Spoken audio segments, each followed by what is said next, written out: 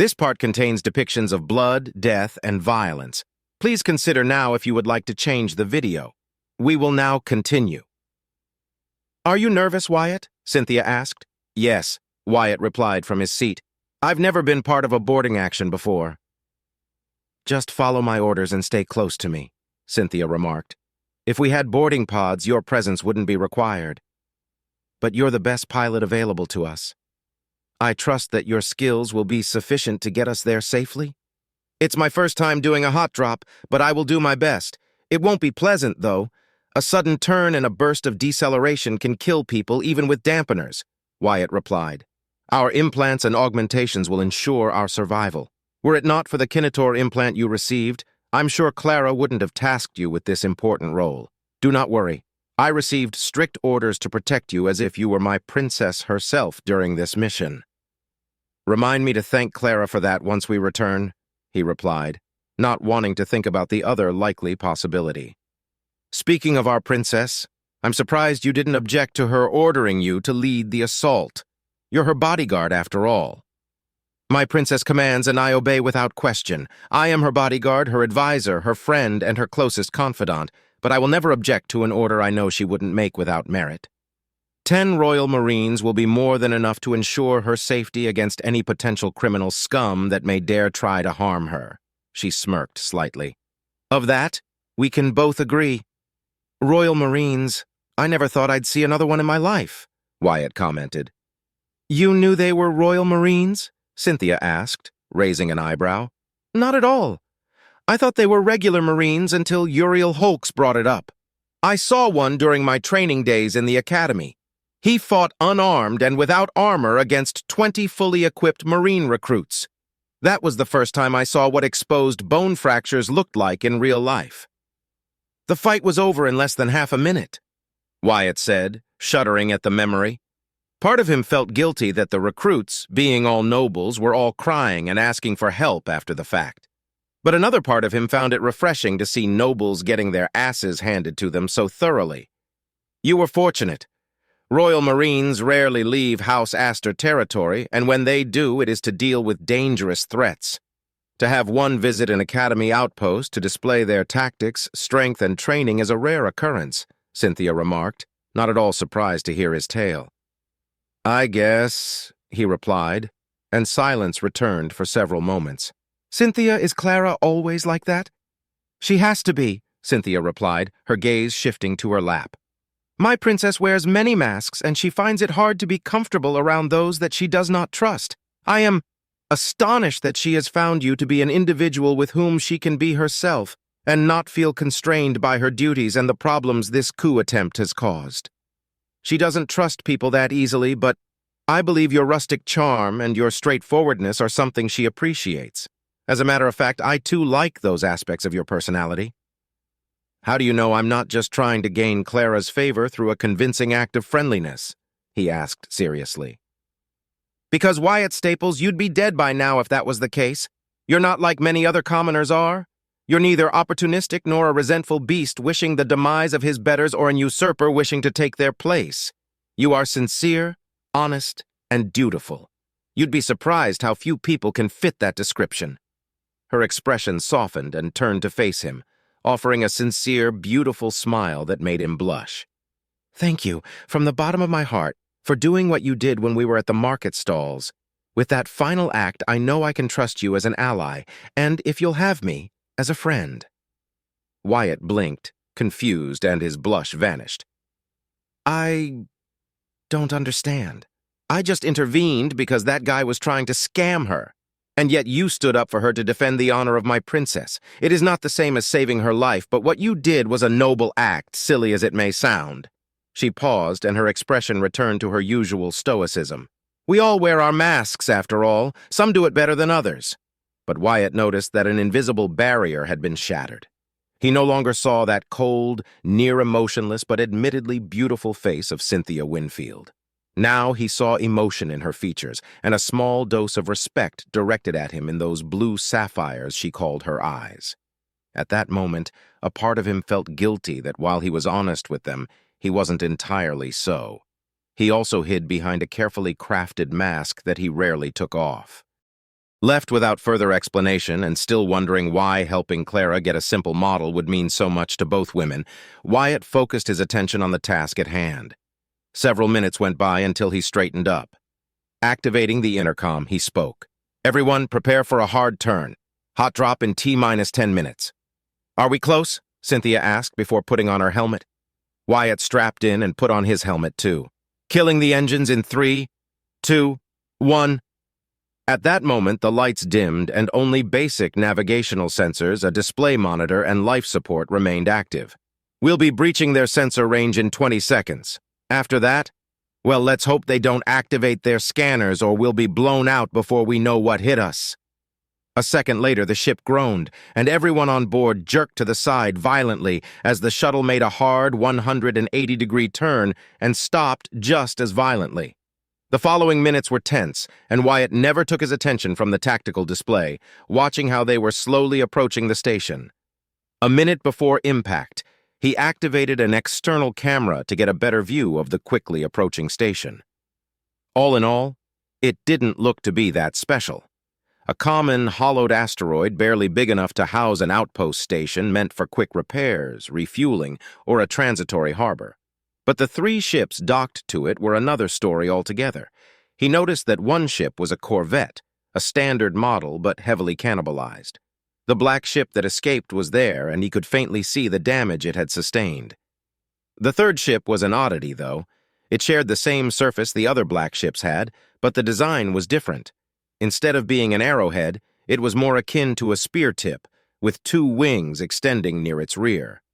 A chill ran down his spine at the thought of having to face another type of stealth ship.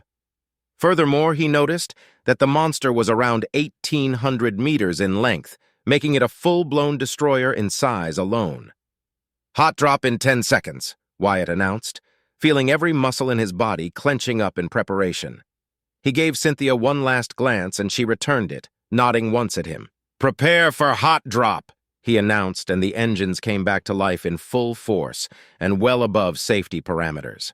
The entire ship protested against the sudden change with a growl of metal threatening to bend and break. Wyatt and Cynthia sank into their seats, the kinetic dampeners doing all they could to withstand the enormous strain of G-forces shifting violently. Wyatt felt lightheaded, consciousness threatening to leave him, and his whole body ached with pain from the ordeal. He was sure he would have fainted right from the start were it not for the kinetor implant. Still, he managed to retain his consciousness until the shuttle impacted precisely where he had aimed their landing to be. A storage bay. The groan of metal echoed all around them, and the shuttle crashed against several containers, destroying them but also softening their landing and further decelerating them. The engines died 5 seconds after their landfall, and the shuttle came to a crashing halt when it collided against a wall. Not a second later, Wyatt heard the faint sound of the shuttle's doors exploding outwards, and a deluge of gunshots following next. "Come, Wyatt, stay close to me and move out. We have a station to take," Cynthia called out, removing his straps and helping him to his shaky feet. He followed Cynthia outside the cockpit, only to be greeted by a gnarly scene. The storage bay wasn't empty of human personnel, and their abrupt entry left many broken bodies and red stains all across the path the shuttle had taken. Furthermore, more bodies now lay on the ground thanks to the Royal Marines' quick initial assault. The blaring of alarms began to sound no long after, and he followed Cynthia without uttering a word. Cruel, but Clara gave her orders. No prisoners, no survivors, he reminded himself, knowing it was a necessary, if sad, conclusion. Even if the personnel and any potential crew members were innocent, they were in a station belonging to the Caiston and were on the Duke's side. The duo left the storage bay soon and quickly moved through the illuminated grayish hallways of the station. Twice, they were intercepted by panicked, confused Caiston guards who were quickly taken down by precise shots coming from Cynthia's pistol and his rifle. They stopped at a crossroads, and suddenly Wyatt's helmet's HUD was updated by a detailed map of the station. A second later, the alarms stopped blaring. "It hasn't been more than 2 minutes since we arrived and they already hacked the station? No wonder Royal Marines are considered to be the best among the best," he thought with genuine praise, and thankful that he was on their side. Paying more attention to the display as he followed Cynthia's lead, he noticed that the Royal Marines had divided themselves into teams of 2 or 3 and were quickly scouring the entire station with brutal efficiency and speed. Cynthia suddenly stopped and turned to him. "Wyatt, take out the 2 guards on the left. I'll take care of the rest. They've formed up at the end of the corridor," she said, drawing her sword from her back. Wyatt examined his display and found that she spoke the truth. A group of 12 guards had managed to barricade the path right in front of them 300 meters away. A quick examination revealed that they were blocking the fastest way to the station's command center and a direct path leading to the elevators heading to the docking area. Rather than hear it, Wyatt turned to Cynthia when he felt a surge of energy cracking to life, and the edges of her sword sparkled with an intense emerald glow. She crouched for a moment and then broke into a sprint aided by the lower gravity. Wyatt followed her, rifle at the ready, and aiming at the objective she had given him, but he couldn't help but be in awe of her. "She's running faster than an angry clicksowl, and is she—" His thoughts were interrupted when her shields flickered, absorbing the attacks coming from the entrenched guards. She then began to zigzag, evading most of their fire, until she jumped on a wall and ran alongside its surface for several meters before jumping to the other side, continuing her run. Wyatt took a knee and brought his rifle up, scoping the panicking guards desperately trying to take down the blue-haired woman. He lined up with one of his targets and took a shot, killing her instantly. He lined up on his second target and pulled the trigger, dropping him a moment before Cynthia reached their line. Through the scope, he watched her twirl and spin in midair, her blade swinging along with her movements, creating a whirlpool of red and emerald green. 3 guards were decapitated before she landed, and with 2 cleaving swipes, 5 more guards fell dead as she stood up, cut down as if they were wearing nothing more than tissue paper for armor. 2 of the remaining guards lunged at her with combat knives, but Cynthia took them down within the span of an eye blink. The final guard broke down and cried out, running away. Cynthia aimed her pistol, and with a single shot, the path was cleared. The entire exchange had lasted no more than 10 seconds, if that, and 12 bodies now littered the ground. Wyatt stood up and ran as fast as he could to catch up to Cynthia, who had deactivated her sword and put it on her back once more. "Note to self, do not make Cynthia angry. Ever," he said to himself as he tried to not step on the growing pools of blood, and felt pity for any fool unlucky enough to face her in combat. "Change of plans, Wyatt. We'll head to the destroyer. Captain Milcades is heading to the command center as we speak. We are the closest to the ship, and it is powering up its reactor. We cannot allow it to escape or destroy this station," she commanded, and broke into a run with Wyatt barely able to keep up with her. The lieutenant followed the bodyguard once more, encountering little resistance that was dealt with swiftly. A few minutes later, took up an elevator leading to the docking area and straight up near the destroyer. With the station's systems hacked, the clasps were in place and prevented the ship from using the armament at its disposal, but a ship that size had a few hundred personnel at the very least. Something that proved to be correct when they were forced to take cover as around 300 guards, armed crew members, and a few Marines clustered around improvised barricades in front of the boarding umbilical cord that connected the dock with the ship. The surprise assault and the swiftness of the Royal Marines prevented them from preparing explosives, so this was likely their last line of defense in an attempt to allow the ship enough time to power up and escape, or self-destruct in the worst-case scenario. "What are we going to do? We can't fight against all of them," Wyatt replied, while laser and kinetic rounds impacted the reinforced wall he was cowering behind. "We wait," Cynthia said, unsheathing her sword once more. "That's fine and all, but what exactly are waiting for? It's not like they are going to run out of ammunition soon. What is that?" Wyatt argued in his mind, but shut up when he noticed a dozen dots quickly ascending all around the area where the defenders stood their ground.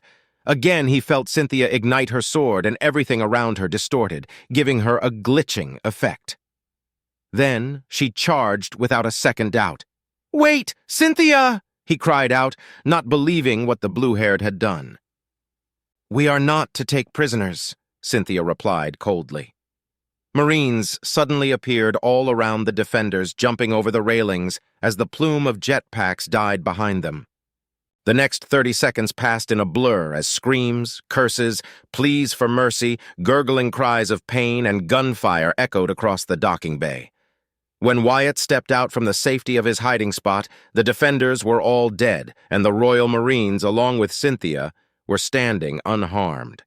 The pilot watched as Cynthia gave the Royal Marines orders through private channels, and soon they all charged into the ship while she turned to face him, sheathing her sword in a quick motion. "Come, Wyatt, hurry!" "My hands aren't clean, but being a pilot is a lot less gruesome. How much carnage has she seen for this to be normal to her?" he asked himself, feeling suddenly queasy at the sight of so many dead bodies that had been, for all intent and purposes, butchered without mercy. "I obey," he uttered, following her once more. While the Royal Marines did their work, the duo made their way to the command bridge. When they arrived, unopposed for once, they found roughly 50 crew members already on their knees and with their arms raised. All except for the man wearing a crisp uniform and bearing proudly the Caiston emblem on his chest. The man was tall and relatively handsome, with brown, short hair, gray eyes, and a stern expression on his face. "Stop," he commanded. "What is left of my crew surrenders to you." "We are not to take prisoners," Cynthia replied in a cold tone. "Let them be your prizes instead, if you can best me in single combat," the man drawing a sword hanging from his hip. "I, Samuel Caiston, challenge your champion to a duel," he proclaimed proudly. "For the honor of my house and yours, will you accept my just challenge?" he asked, staring directly at the pilot. Wyatt frowned and brought his rifle up. Before Samuel or Cynthia could say anything about it, he fired a clean shot that pierced Samuel's chest. The noble screamed in pain, falling to the ground, shocked at the suddenness of the attack. But the rules of chivalry, honor dictates that—" "You can't! The standing of your house!" Samuel protested, coughing up blood before Wyatt approached, and then shot him again, this time piercing his skull, killing him in the act. "I'm not a noble, Caiston, and we hardly have time to entertain your delusions," he said, turning to Cynthia. "Sorry for shutting him up." Cynthia didn't reply right away. Instead, she stared at the fallen Caiston, then at him before answering. "I suppose your lack of manners and disregard for traditions can be excused this one time. He had no hope of victory regardless." Wyatt turned to the now very much terrified crew members and sighed. "What about them?" "Our orders were clear, Wyatt," Clara replied, uncompromising. I don't think I can kill them in cold blood, Cynthia. The Caiston was different. They are unarmed and are practically shitting themselves. Besides, what if they know something about this ship that we may not figure out? What if they sabotaged components, tampered with electronics? Do you know how this ship operates?" Cynthia glanced at the surrendered crew members for several seconds. Then she holstered her pistol. "You bring up a good point. Very well, I shall take them as prisoners until my princess says otherwise. If they don't cooperate or prove to be a detriment, you shall be held responsible. Are you willing to take that responsibility, Lieutenant?" Wyatt glanced at the frightened crew members for a few seconds, then turned back to Cynthia. "I am. Let that be so," she replied. "I'm going to regret this decision, aren't I?" Wyatt asked himself, and turned to the prisoners one last time. They were still afraid, but relieved that they were not being killed on the spot.